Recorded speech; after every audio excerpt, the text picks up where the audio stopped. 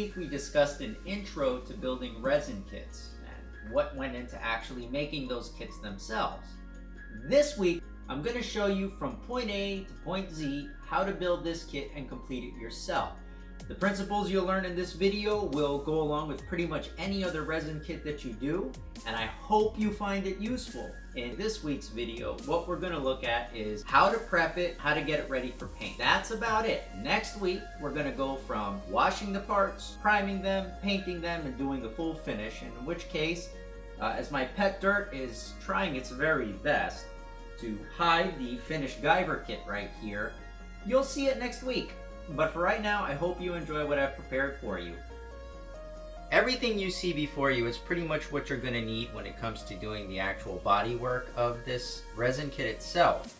If you'll notice, I have a bunch of files here of various different grits. Now, one thing about files, I don't throw my files away, even if they stop going as deep in sanding as they once did when they were new, because basically I get a different grit as it ages. What once may have started as a rough grit of a file, I could start to use for more finer sandings that's kind of in between a rough and a medium. So don't throw these away, hang on to them. Even if they seem like they're almost useless, you could still do fine polishing with them as they get down to almost no grit. Another thing you'll notice is I have a Dremel here. Now this is a nice heavy duty Dremel that I use, a variable speed.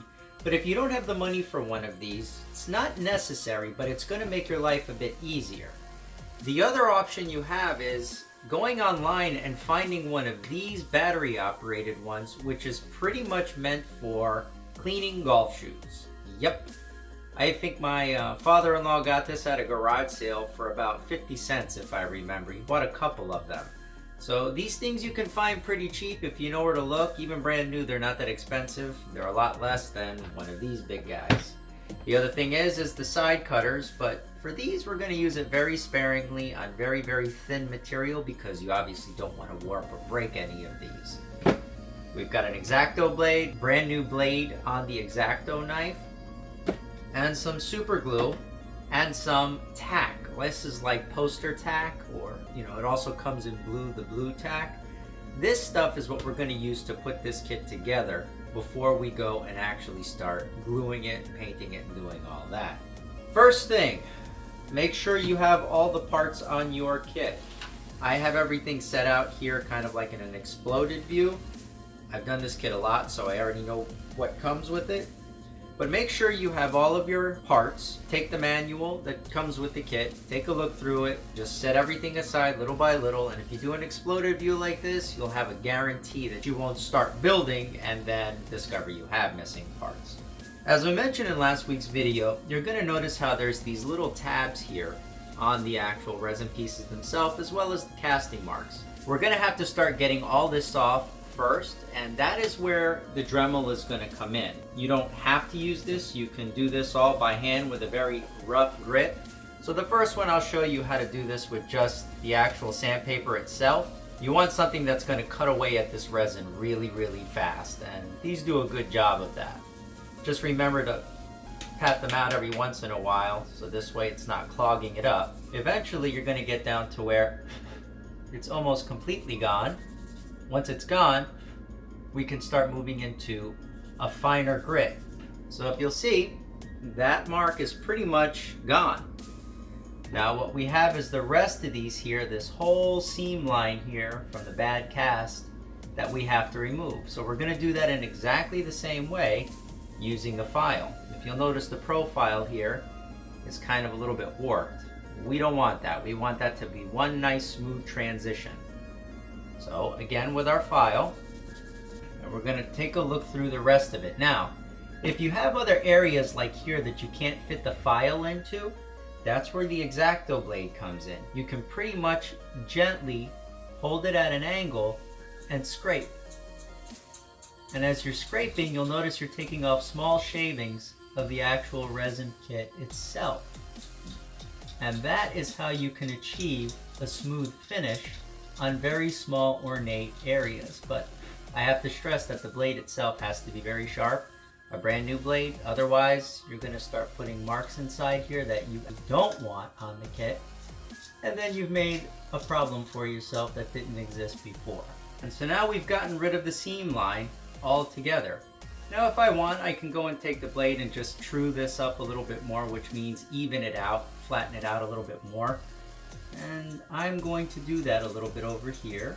And that is that. This arm is ready. So now what I'm going to do is show you with the actual Dremel how quickly this job can go. We've got this big old thick tab. This would take me a bit of time to sand by hand. So I'm going to be very careful though, and I'm going to go to town on this. And that part is gone. Now what I would do in this instance right here is take my hand file, my rough grit, and just go over that edge just to shape it properly.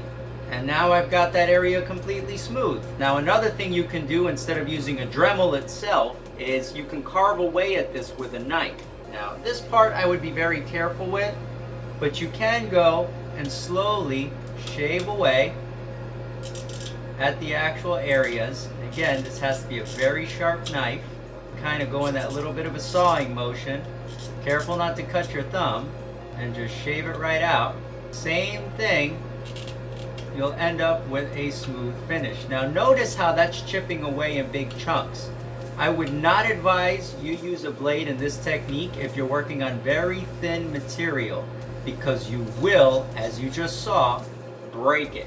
So for here, I'm going to carve away using the knife and smooth this area out that way.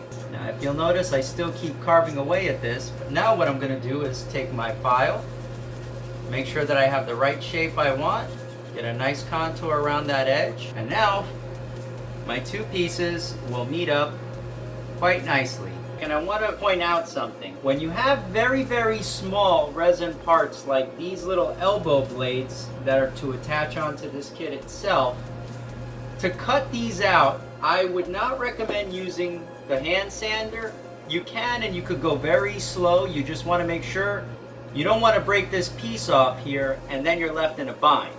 So what I do for very thin, small pieces is take my side cutters that I use and just go right to the edge and cut off what I don't need.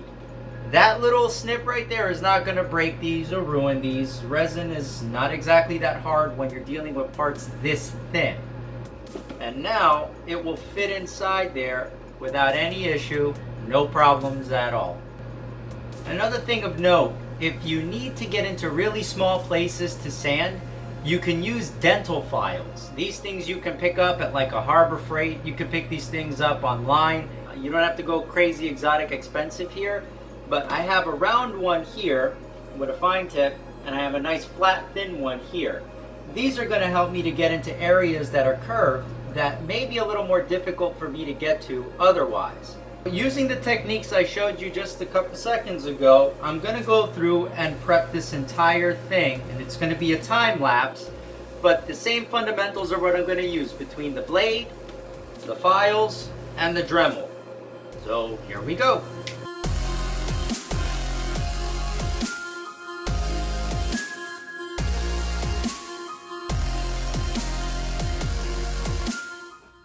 Now what you want to do after you have everything that's all prepped and sanded, you want to start test fitting the different pieces that came with the kit. So in this instance, this kit for the Guyver came with these very heavy steel bearings that like to roll all over the place. And inside here too are supposed to fit in the head. So what we want to do is do our test fitting, take our eyes, put them here where they're supposed to be. And we're going to go take the bottom portion of the head here and see if everything lines up and fits without issue.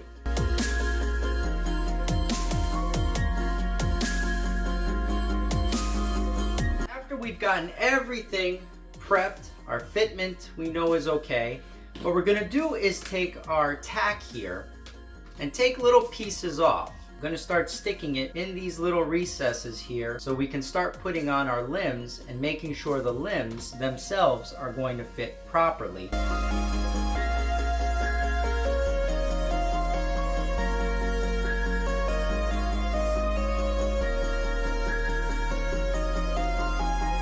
So now I have everything put together. I already know the gaps line up okay. If you see any gap there, it's because of the actual tack that's sticking it out. But before I put the tack in there, I went and checked everything out, and my gaps match up just fine. But now that he died, I can go wash him. So now the next part of this video, we're gonna go ahead and wash this up and get it prepped to paint. Thank you very much for watching. I appreciate it as always. If you like what you saw, please feel free to like, subscribe, share, and comment below if there is anything else you want to see on future videos, or if you have any questions about this week's video, I will happily answer any questions I get about it. Till then, my pet Dirt has a special surprise for you. Bye!